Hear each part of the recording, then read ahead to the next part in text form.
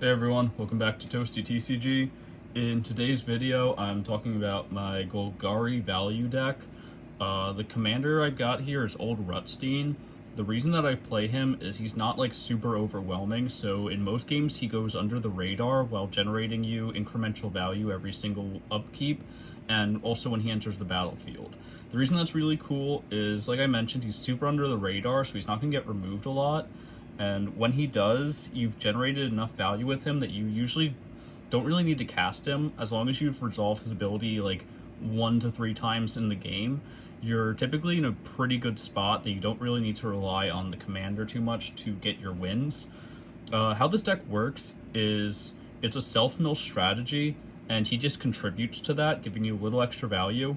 If you're unfamiliar with this commander, when he enters the battlefield and during your upkeep, you mill the top of your library. If you get a land, you get a treasure token. If you get a creature, you make a 1/1 bug, and then anything else gets you a blood token, which for anyone that's unfamiliar with that, you get to pay 1 mana, and then you discard a card to sacrifice this artifact and draw a card. So every single option that this card gives you is a pretty decent value, and it helps you play out the rest of your deck and just outgrind everyone else. And like I already mentioned, if you've resolved him a few times in the game already, and he gets killed for any reason, you typically don't even need to bother recasting him because you've generated enough value with him to already start winning the game. So moving on from that, there's like not too much interaction with him.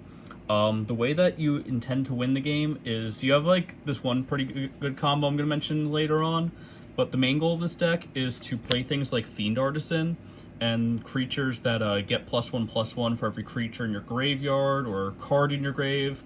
And then you just have these big bulky creatures that just punch face very hard.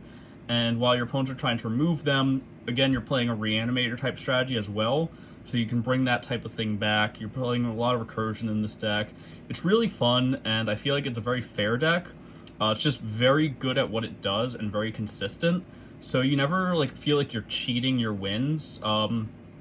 It's always just like, it's like a control deck basically. You're just outmaneuvering and outgrinding everyone else at the table. So the creatures that we're going to play that are going to get really big, to start with, Ravenous Squirrel. This one reads, if you sacrifice an artifact or creature, it gets a 1/1 on it. That's actually the important effect. But also, 1 black and green, you can pitch an artifact or creature to draw a card and gain life. So it's also like a little sack outlet. Now, the reason this matters is you might be thinking there's a lot of like sack outlets in this deck to make this thing get big by sacking creatures.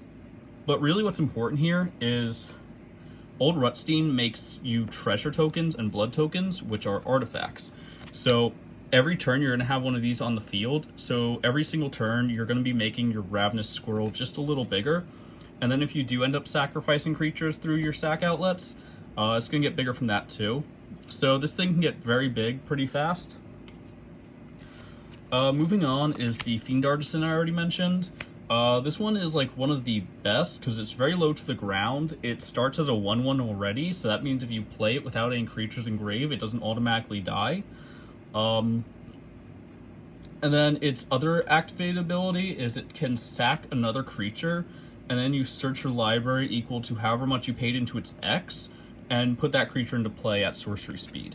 That's another thing that's really cool about old Rutstein, because if you mill a creature, you'll have an insect that you can sacrifice to your Fiend Artisan, so you don't actually lose creatures, you just get extra creatures out of your deck. Next up is old Stickfingers. He's another X ability. He's black-green X. However much you put into X, you reveal that many cards from your library until you reveal X creatures. You toss those creatures in the yard and bottom everything else. And then his power and toughness is equal to the creatures in your graveyard. So this is the type of card where it has a question, and that question is, this thing's power and toughness is equal to the creatures in grave. How are you going to get to that point where it's a big creature? And then answers its own question by saying, when you cast it, you put creatures in your yard. So I think that's really cool. It's also very helpful because once you get all those things in your grave, you start reanimating, you start using things that recur it. You just like start to get a lot of resources, and like I mentioned already, it's the whole point is to start just outgrinding everyone else, putting threats on the board faster than they can really answer what you have. Next up, Embodiment of Agonies. I really like this card. One black flyer whose power and toughness is equal to the different CMCs in your grave. So what that means is, let's take, for example, we've got these two in the grave. So they have different CMCs, because this one is a dedicated black and dedicated green. This one is Golgari. So that would make Embodiment of Agonies a 2/2. Let's say for any reason, Old Rutstein's in your grave. Now you have 3 different CMCs in your grave, so it's a 3/3. This thing gets really big as soon as it enters, so typically when I cast it, I have it enter around like 7 at the very minimum, and it's usually like just a very huge creature, very fast, and then it also has flying and death touch, so that's also really fantastic. All around, I think this is a great card. Moving on is our Night Howler. This thing, so it's 1 black, but you can equip it to a creature by paying 2 black, and then if the equipped creature dies, this will enter as a creature. So whatever it's enchanting or itself, its power and toughness, it gets +X. X is the creatures in all players' graves. So typically, of course, you're going to have a lot of creatures in your own grave from all the milling that this deck is going to do. And also it's going to count the creatures in other players' graves, so sometimes this can be bigger than creatures that are also in this deck. So for example, it's going to be bigger than Fiend Artisan, but that's about it that this thing does. So it's just like a very good, like, it's going to be a big creature very often. Next up, Sewer Nemesis. This card sees some play in mill decks, but typically what you want to do is play it in this deck to self-mill, because whenever you cast a spell, Sewer Nemesis cast triggers mills you, and its power and toughness is equal to the number of cards in your graveyard. So this thing doesn't track just creatures, but all cards. Very often, this thing's like over 20 when I cast it. It's typically just like a very big creature. It demands answers, because every single turn you're swinging at someone with a 20/20 at the bare minimum. It's just super impact.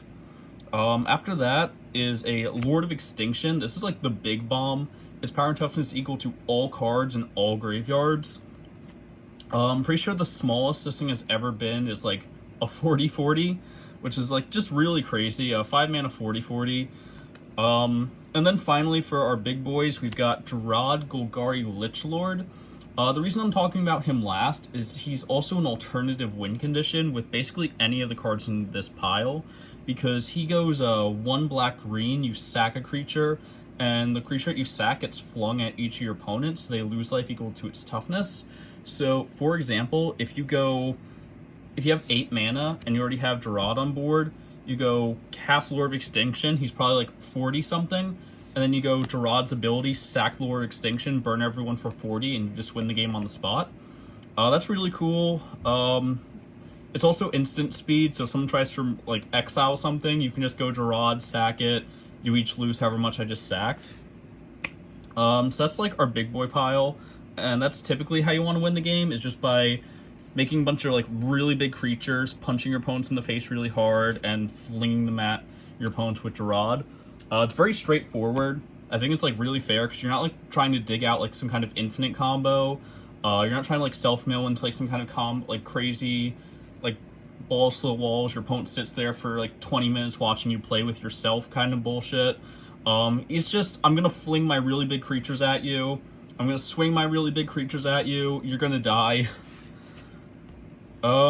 Next up, I'm gonna talk about some sack outlets that this deck plays. There's only 3 of them. One is probably like one of the best 1-drop black cards in the game, Viscera Seer. It's just sacrifice a creature, scry 1. I think that's very straightforward. Deadly Brew, it's each player sacks a creature or planeswalker, but if you sacrifice a creature, then you get to return any permanent in your grave to your hand, so it's also like a little recursion. It's like removal, it's a sack outlet, and it recurs, all for 1 in a black-green. And then the final sack outlet is God Eternal Bantu. This is a card that I've always like struggled to really find a place to put it, but I feel like it works really well here. One of the things that I really like about this card is if you just like piling up your blood tokens and you don't really feel like using them, and then later on you go cast Bontu, you can sack all those tokens and just draw a bunch of cards without paying the mana for the blood tokens abilities, because you're just sacrificing them to Bontu. Also, like, Rutstein makes like bug tokens that typically just sit there chump blocking, so you can sacrifice those as well and just draw like a bunch of cards off of this guy. And then when he dies, he goes back into your library, so you can just use him again later. 5/6 menace, so I think it's just like a really fantastic fit for the deck. Like I mentioned, I've just always had a lot of trouble finding like the real like where this card like fits in to a deck. But I think it works really well here at like card draw, and then just being like a 5/6 with menace. Moving on, there's some graveyard payoff things in here. These are 3 cards that you typically just want to like mill or get put into your graveyard so you can push for game even harder. First off is Brawn and Filth. So while Brawn is in your grave and you have a forest, all your creatures gain trample. So that typically means that your 40/40 Lord of Extinction is punching someone no matter what they do. And then Filth is while you control a swamp, your creatures have swamp walk, so they can't be blocked by other people who have swamps. So that means your 40/40 Lord of Extinction isn't just punching someone hard, they're likely just killing someone right out of the game. That's really, really good value. And then the third card that you just want to get in the grave as soon as possible is Hogak, Arisen Necropolis. This is one of the cards I considered as a Golgari commander, but I decided against it. Just because like he doesn't answer his own question, like I mentioned with Old Stick Fingers. The thing about him is he has Convoke and Delve, but you can't use mana to cast him, so you have to Convoke and Delve him, and you can cast him out of your grave. It's an 8/8 with Trample, but he doesn't have any way of putting things in the grave himself, so that's why eventually I decided against him. But what he is, like I already mentioned, he's an 8/8 with Trample, and typically you'll have like at least 5 cards in your yard that you don't care for. And let's say you have Old Rutstein mills Hogax, and then you have an Insect. You can use these as your Convoke, because you're not swinging with them. He's like a 1/4, so he can like block a lot of things, but otherwise you have a 1/1 and a 1/4 that you don't really need untapped, so you just tap them down for your Convoke and then Delve 5. And now you have an 8/8 with Trample that like, it's another card where it's like, it demands an answer, otherwise you're eating 8 to the face, and then after you swing that 8/8 at someone, you can sack it off with your Gerard, burn everyone for 8. You'll always have like a lot of mana for this thing, because well, you don't need mana, you just use your creatures, and you just use your graves. You can bring him back, sack him again, burn everyone for another 8. It's a really fantastic card and has like some really value interactions in this deck overall. Speaking of getting things in the grave, moving on to the mill stuff, I'm gonna start off with Skull Prophet. This guy, he does double duty for this deck. He's a mana dork, but also if you don't need the mana, you can tap him to mill too. It's a 3/1 also, so like if someone swings at you, you can actually use him to block and maybe kill something. This is like a really well-rounded card. I definitely recommend it for this deck. Winding Way. There's a lot of cards similar to this in this deck. This one is choose a creature or land. You reveal top 4 of your library, take all the cards of the chosen type to your hand, everything else goes to your grave. So it's self-mill that also can fix your hand. So if you start with like a 2-land hand and this, you can easily keep that hand and then just turn 2, cast this, call land. You're going to hit at least 1 land off the top with this, and then you have your 3rd land, you play your 3rd land, and then next turn you have your Old Rutstein. This card is like really good at mana fixing, but if you don't need the mana, you can just dig for creatures. Speaking of digging, we've got a Grizzly Salvage. This is instant speed. It's similar to Winding Way. You reveal top 4 of your library, or top 5 of your library at instant speed, and then you take a creature or land from among them, put that in your hand, and the rest in your grave. So this can mill you for up to 5. I think that's really great. And then you don't have to choose off of this. It's like you pick creature or land after you've already revealed. So the one thing with Winding Way is if you pick like a land and then like you don't reveal any lands, it's just everything goes to the grave, which isn't terrible, but you do want to get that extra card out of those revealed cards to your hand. Up next is Grapple with the Past, another instant. Top 3 of your library, take a creature or land that's in your graveyard, put those in your hand. So this is just mill 3, so you don't even reveal, you just dump those 3 in your yard, and then you take any card that's a creature or land that's in your grave, even if it's one of those 3 cards that you just milled, and put it in your hand. Instant speed, so that's really cool. Corpse Churn, it's slightly worse Grapple with the Past because this is mill 3 and then get a creature from your grave to your hand. So it's a little more limited, but it's another instant speed mill. Ransack the Lab, that card is you look at the top 3 of your library, take any one of them. This doesn't reveal because it's just you look at them and then you take whichever one you want, not revealing it, and put the other 2 in the grave. Witherbloom Command, this card is super fantastic. You choose any 2 of these abilities. The first ability I think you're always going to want to choose is you mill 3, and then you turn a land from your grave to your hand. After that, you've got destroy target non-creature, non-land permanent with CMC 2 or less, so this is going to hit like mana rocks. You can give a creature -3/-1, so that might kill like your opponent's mana dorks. And then the final ability is target player loses 2 life, you gain 2 life. I don't think that effect is super important, but the first 3 abilities are really good. And the fact that this thing just has 4 abilities for you to choose from, and 3 of them are just really good already, I think this card has just like a lot of value, and it's definitely worth playing. Grist the Hunger Tide, I like this card a lot, and right now I think it's pretty cheap. It's around like $7, so definitely pick this card up if you can. If it's not on the battlefield, it's also a creature, so that's going to count towards your big boys in your deck. So like if you have Gerard on the field and a Grist in your grave, this guy's going to get +1/+1 because Grist is a 1/1 creature. Grist has +1, you make a 1/1 bug, you mill a card, and then if you milled an insect, you put an extra loyalty on Grist, but that's not going to happen in this deck. Her -2 is to sacrifice any creature and then destroy a creature or planeswalker in play. And then her -5 is each opponent loses life equal to the number of creatures in your graveyard.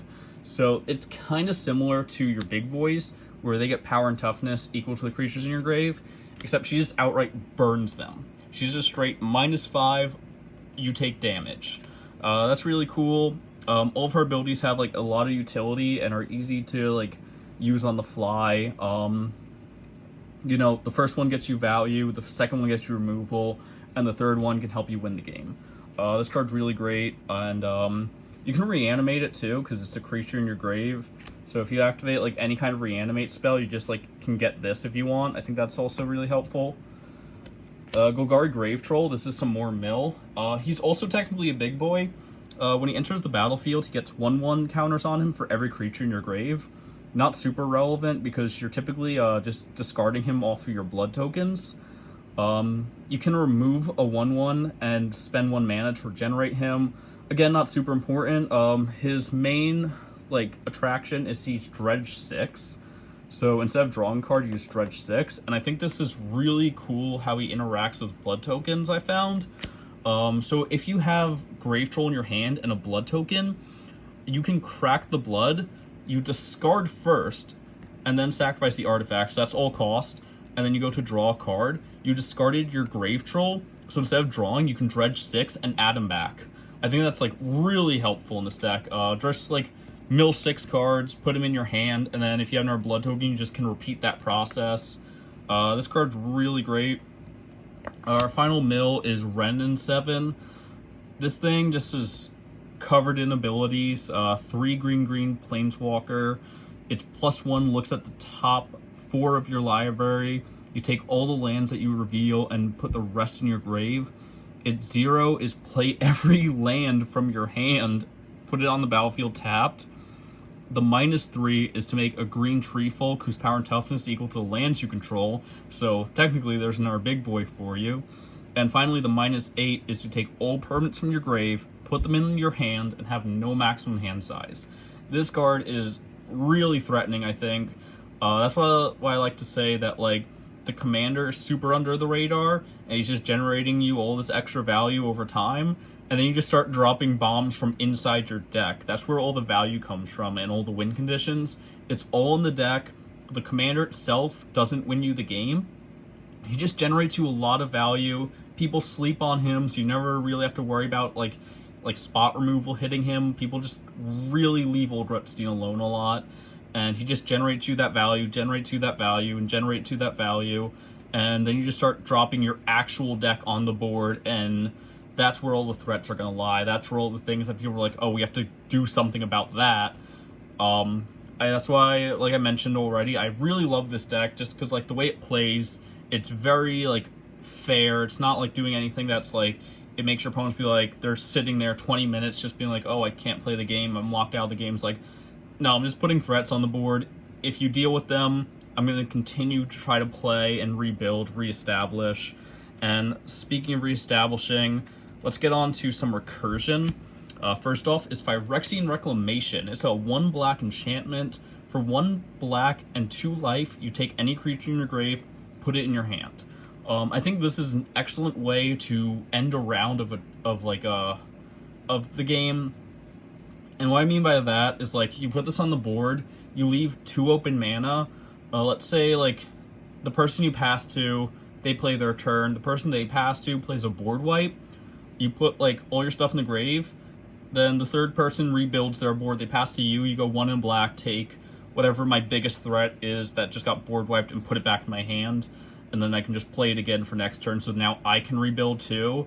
So it's, like, really cool how that interacts with board wipes, because it's just, like, it's very easy to rebuild in this deck.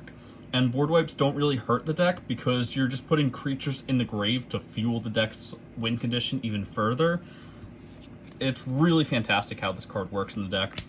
Speaking of fantastic cards that work in this deck, is Eternal Witness. Enters the battlefield, you just take any card out of your grave, add it to your hand. Really simple, straightforward recursion. Really fantastic. There's not much else to say about the card. Crucible World and Ruminop Excavator. These are kind of like the same thing, except one's an artifact and one's a creature, and one's way more expensive than the other. They're both 3-drops. They both say you may play lands from your grave. So if you mill into your lands off Old Rutstein, you make a treasure. And if you have these on the board, you go land for turn, play the thing I just milled. So that way you keep your hand size up. You still have, like, resources in your hand to work with. And then another thing is you can go crack your blood token, discard a land, draw a card, play land for turn that I just discarded off my blood token. These things are, like, really fantastic for the deck. I've heard people say, like, you should really only build around one of Old Rutstein's mechanics, but I completely disagree with that. I don't think you should build around Old Rutstein, but you should acknowledge the value that he's generating you, and have cards in the deck for every situation. So, like, I mentioned Brawn and Filth earlier. If you have them in your hand, your blood tokens can just discard them. So Old Rutstein provides hand fixing. If you have lands in your grave off Old Rutstein, you have these to get them back. And then the creatures that he generates can be used as blockers. You can sacrifice them. Really fantastic. And then him just putting creatures in your grave helps get you to your win condition. So yeah, I think saying that you should only build around one of his effects is just a really, like, narrow-sighted, like, take on the deck. Like, people shouldn't focus too hard on Old Rutstein and just use him for the value he generates, not trying to, like, find some, like, broken combo that he does, because there really isn't, like, some, like, broken nonsense. It's really just straight value, incremental value that's going to help you push for game and just outgrind the rest of the table. Next up for our recursion is World Shaper. This is also another mill card. When it attacks, you mill 3. And then when it dies, you take every land from your grave and put it on the battlefield. So there's not too many sack outlets in this deck, like I already mentioned. But one interaction I really like is you can go Gerard Golgari Litzlord's Graveyard ability. You sacrifice a swamp and a forest to put him back in your hand, right?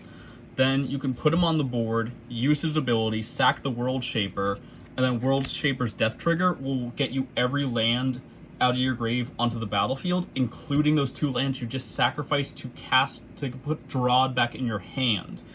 I think that's like really awesome. World Shaper is such a blowout. I'm pretty sure like nearly every game where I've resolved World Shaper second ability, I just had the mana to just win that game like very soon.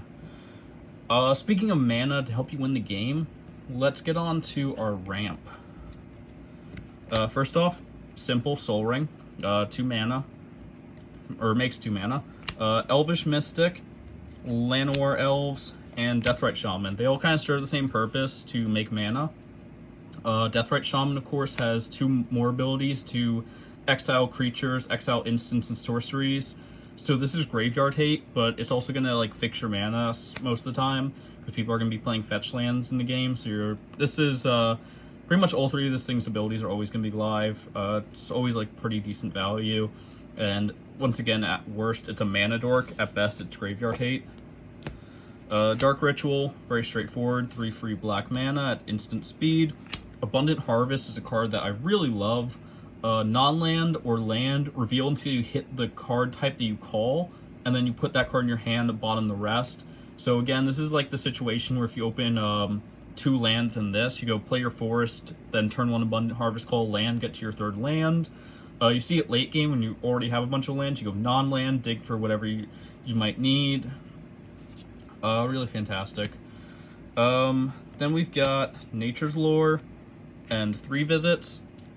Kind of the same card. You just take a forest and put it into play untapped. Mind Stone. This can be a lot of different things. This can be Felwar Stones. That way you have another black-green mana rock. It can be Golgari Signet. It can be Arcane Signet. I just like the Mind Stone because I have enough color fix in the deck where most of the time, like, it's like colorless mana rock that you're probably going to tap a good amount of times, but it's also just sacrifice, draw a card. Sakura Tribe Elder. I'm choosing to play this because it's another creature, so it's going to fuel my win condition, but also something I should mention is if there's 2 cards in the game that do the same thing that you want to play in this deck, but one of them is a creature, you should definitely pick that. So you're not going to see Rampant Growth in this deck because these 2 things do the same thing. This one's just sacrifice, search a basic, put into play. Rampant Growth is just sorcery speed, take a basic, put it into play. So this is actually like technically instant speed because like you can sacrifice that instant speed. That's not like super important, but again, it's a creature, so it's going to help fuel the big boys by 1 more creature. Tireless Provisioner. I like this card a lot. You get a land, you make a treasure. On some rare occasions, you're going to make a food if you need to get the life, but most of the time you're just getting the treasure token. So you do play like a handful of fetch lands and Ruminop Excavator and Crucible World to play lands out of your grave. So this thing's basically always live, getting you extra treasures, getting you mana. And then finally, a card from New Capenna that I'm absolutely in love with. Gallagreators. It's 1 in a green, it's a 1/1. And you get this ability up to 3 times a turn. If a creature enters your battlefield, you get 1 ability that you've chosen. You put a 1/1 on Gallagreators, you make a tap treasure token, or you gain 2 life. All 3 of these abilities I really like. This thing can technically turn into a big boy. I've had it become like a 5/5 one time. It makes treasure tokens, and then gaining 2 life is like, it's always like the first ability that you want to go for is the treasure token most of the time. And then depending on the game state, you either gain the 2 life or put the 1/1 counter on Gallagreators. I feel like if your life is high enough, you just go for the 1/1, and then eventually this thing can become like a big boy and just start swinging at people, so that's really neat. Gaining the 2 life can also come up sometimes, but for the most part, I think these first 2 abilities are the ones to focus on. If you need the life, of course, just having gain 2 life because you played a creature is super cool. Next up, let's get to our removal. First up, Return to Nature. Destroy artifact, enchantment, or exile a card from graveyard. This could probably be a Reclamation Sage in my opinion, but it also has that exile target card from a graveyard, so that comes up pretty often. Abrupt Decay. This one's really cool because it can't be countered and it hits any non-land permanent whose CMC is 3 or less. I feel like a lot of Commander is shifting in a direction where a lot of things in the game are going to be 3 or less. You're not going to have to worry about too many big spells.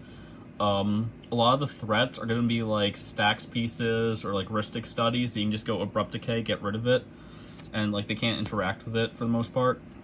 Feed the Swarm, just hit any creature or any enchantment. I like this one.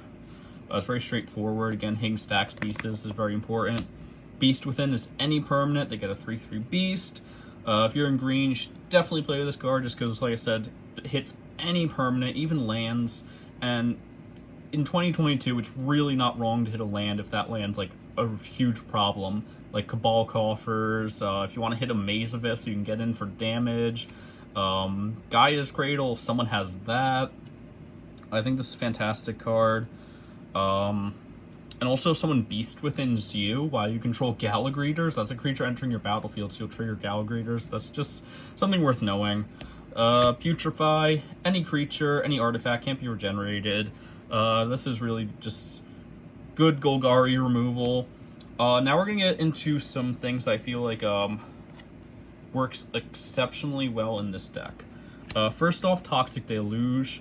You pay life, you put -X/-X on every creature equal to the life you paid, but that doesn't affect you because your creatures are going to be so big that it's not going to matter. So like if they have like an 8/8 on the board, you put 8 life in Toxic Deluge, -8/-8, kill everything else, swing your 50/50 Lord of Extinction, kill someone. That applies for the other cards I'm going to mention. Grace of Granite, it's black, green, and X. Destroy every non-land permanent with CMC X or less. You can typically keep that like around 3 or 4, and then you keep your big boys. Then we've got the Culling Ritual, another great removal for this deck. Every non-land permanent with CMC 2 or less gets destroyed. You get black or green mana for every permanent that went this way. Keep in mind, the tokens that Old Rutstein makes are going to be 0 CMC, so you're going to get value from destroying those. You can also just use your treasures for this, so that way, like, of course, you don't want to like lose your treasures, so you might as well crack them to cast your Culling Ritual, get a bunch of mana. Your big boys are still in play, so you're just killing people. And then finally, Finality. So this is Find and Finality. The Find ability doesn't come up too often. The effect that you want to like keep in mind is Finality. You put 2 1/1 counters on a creature, and then -4/-4 the entire board. What's really cool here is Old Rutstein's a 1/4, so you can put the 1/1s on him, making him a 3/6.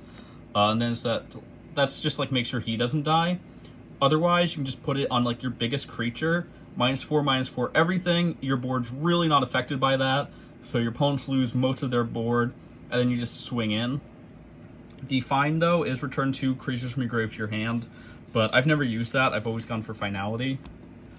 And speaking of Finality, this is the final pile of spells. So our like draw cards and our searches, tutors, things like that, like Worldly Tutor. This has really cool interaction with Old Rutstein, because what you can do here is someone's end step, you go Worldly Tutor. I'm going to take, let's say, I'm going to take my Hogak. I'm going to put Hogak on top of my library, start my turn, upkeep, I mill my Hogak, I make a 1/1 insect, and now I have the 2 cards on the field that I want for Convoking, and I probably have 5 in the grave to delve, including the Worldly Tutor, because like a lot of the times you're not recurring your instants and sorceries, just like your creatures, to punch people. So you can afford to delve the your instants and sorceries, and then you just have an 8/8 with trample for basically free. You tap down your 1/4 that's like never swinging, and a 1/1 bug that's also never swinging. And I have an 8/8, so you don't have to worry about people swinging at you, because the mentality might now be like, oh, well, I tap down my blockers. What if they swing? You're not. You have an 8/8. You're not getting swung at. You have like at the very bare minimum, you have an 8/8. Vampiric Tutor. Tutor any card, put it on top of your library. Again, really cool interaction with Old Rutstein, because you just put whatever you want him to mill.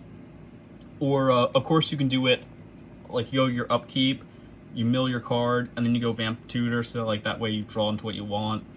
Divining Top. This is another card that has great interaction with Old Rutstein, because you look at the top 3, choose which one you want him to mill, and then you choose which card you want to draw. Compost. This is, like, a little personal spice I don't see people play. If any black card goes to an opponent's graveyard, you draw a card. Black is super prevalent in Commander, so I think this is like a really good card if you're in green.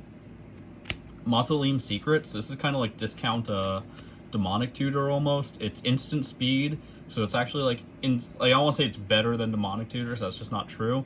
But instant speed, search for a black card whose CMC is equal or less than the number of creatures in your grave. Typically, it's going to let you search any black card in your deck. Draw's Orders, you search for 2 creatures. One goes to your grave, one goes to your hand. So that typically means you can dig out like your big creature and add it to your hand, unless you want to like reanimate it. Or you can like put like your Hogak in the grave, put like maybe like a ramp into your hand. It's really like up to you. Sign in Blood, 2 life, draw 2 cards. Grim Tutor, again, it's like it's worse Demonic Tutor. Search any card, lose 3 life, 1 black. I did actually miss a pile, so we're gonna talk about the Reanimate that I keep talking about. Starting off, we've got Stitch Together. Its threshold ability is the one that you care about. So you take a creature in your grave, and you would put it in your hand, but if you have 7 or more cards in your grave, which you will, you put it on the battlefield instead. Death, it's basically a Reanimate, but for 1 black more, and probably like about $20-$30 cheaper. Take a creature from your graveyard, put it on the battlefield, lose life equal to its CMC. You can also use its life ability, which is for 1 green, all your lands become 1/1s. Not super important, but sometimes that can help you kill people. Persist, non-legendary Reanimator. The non-legendary that you reanimate gets -1/-1. Victimize, it's just technically another sack outlet. You get to sacrifice a creature, take 2 creatures out of your yard into play tapped. Kaga, Shadow Archdruid, when it attacks, it has Death Touch, and it's another mill. But the important part here is, once during each of your turns, you can play a land or cast a permanent that was milled this turn. So like, old Rutstein hits like something that you'd rather have in play, like your Galagreeters. If you have Kaga in play, you just go, use Kaga so I can cast my Galagreeters. And finally, Living Death. Living Death is, you basically exchange all creatures in play with all creatures in graveyards. Everyone does this. So if you're playing against like a self-mill deck, chances are like they're not going to have a whole lot of creatures in the grave, so they're not going to get anything, but they lose their whole board of creatures. And then you just reanimate every single creature out of your grave. You're going to have a massive board presence compared to everyone else. It's really just absolute blowout card for 5 mana. Finally is the land base. I believe it is 14 swamps, 13 forests, and then Drownyard Temple. For 3 mana, if it's in your grave, you just put it into the battlefield tapped. So that means old Rutstein mills this. You can just now play it from your grave. Verdant Catacomb and Overgrown Tomb. Of course, like a lot of things I'm mentioning have budget alternatives. So like this could just be like a Terramorphic Expanse or Evolving Wilds, and this could probably just be like one of the Black-Green Gate. There's also like a lot of other shock lands that are, well, not shock lands, but like black-green dual lands, such as Llanowar Wastes. You take a damage to tap for black or green. The only downside is it doesn't have the land types that's Overgrown Tomb has. Necroblossom Snarl. You have to reveal swamp or forest for it to enter untapped. Fabled Passage gets you any basic into play untapped. Golgari Rot Farm is your black-green bounce land. And then, of course, Command Tower. So just taps for either of your colors. And then you just got 14 swamps, 13 forests, making up a total of 35 lands for the deck. And that is the list. So again, this is like one of my favorite decks in the game. I think it's just like super underrated because people are always looking for like broken combos to do, but like this guy is just like, he's generating value, and that's like really important in Magic. Is like, if you have your combo but you don't have like anything else to back it up, so like you get stopped and now like you don't have your combo, you don't have cards to play, you're kind of out of the game. This deck is like totally different than that. You're not like trying to combo off. Like, sure, you can kill everyone all at once because you have Gerard, and you can just sack like your big creatures to like kill everyone all at once, but that's not like infinite. It's just the game's over. You don't have to sit there and wait for me to trudge through 20 million steps. Just fantastic value, and it's just constantly like board wipes happen, you recur all your stuff, you keep playing. This card deck is like super consistent and it just keeps coming back. It keeps coming back. There's like, it's very hard to shut this deck down if you're not playing like something like Grafdigger's Cage, or like something that just keeps making things exile, like Leyline of the Void. Bojuka Bog definitely hurts this deck. Like, this is a grave deck, so if you encounter things like that, you're gonna have like a rough time if you don't see any of the removal spells that I mentioned. Definitely, like, those cards can give this deck a rough time, but otherwise, I feel like this deck is really fantastic, and people just misinterpreted how this commander should be played. Like, don't build around it too heavy. Like, acknowledge the value that it makes you with things like the Ruminop Excavator, using your blood tokens to discard like your Hogak or your Trample or your Filth. So like you can put those stuff in the grave with your blood tokens. There's a lot of really cool like options in this deck to generate extra value. And of course there's like a lot of budget alternatives if you want to change a few things around. And of course there's also a lot more high-end alternatives if, again, you want to change things around. I hope you like this list. If you have any ideas, let me hear them. I'm definitely interested because I love this deck so much. I just want to like keep updating and changing it around to make it better and better without it like losing that fairness that it has to it, where like I never feel like I'm cheating everyone else out of like the game. That's like my favorite part, again, is like it's a fair deck. It feels very fair. Like, I never, like, once again, I don't feel like I'm cheating people out of the game. I'm just like playing my deck, I'm interacting with the board, and then I'm just winning because like my deck just generated more value. That's my favorite part about the deck, again. But again, let me know what your thoughts are on this deck. If you like this video, like the video. If you like the channel, feel free to subscribe, and I'll try to shout you out in the next video that I do whenever that comes up. I hope you enjoyed this list. I hope you enjoyed this video, and it might like inspire you to try out a Golgari deck. Because the reason that I played this as my commander, again, is not just the value, but I feel like a lot of Golgari decks just didn't really like speak to me. So like this guy, I don't care like too much about him staying on the board. If he resolves a few times, he gets me that value. But like, I don't need my commander to play this deck. I can just like play the deck without the commander pretty well, just because of the value that this deck can generate.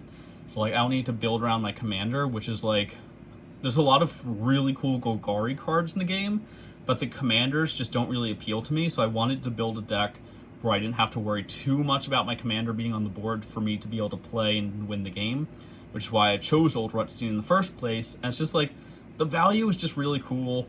I think it's like a really niche like deck building strategy where it's like 99 good cards and then like a commander that just like pitches in. It's not like, oh, I need my commander, I lose. Oh, you removed my commander, I'm out of the game, basically.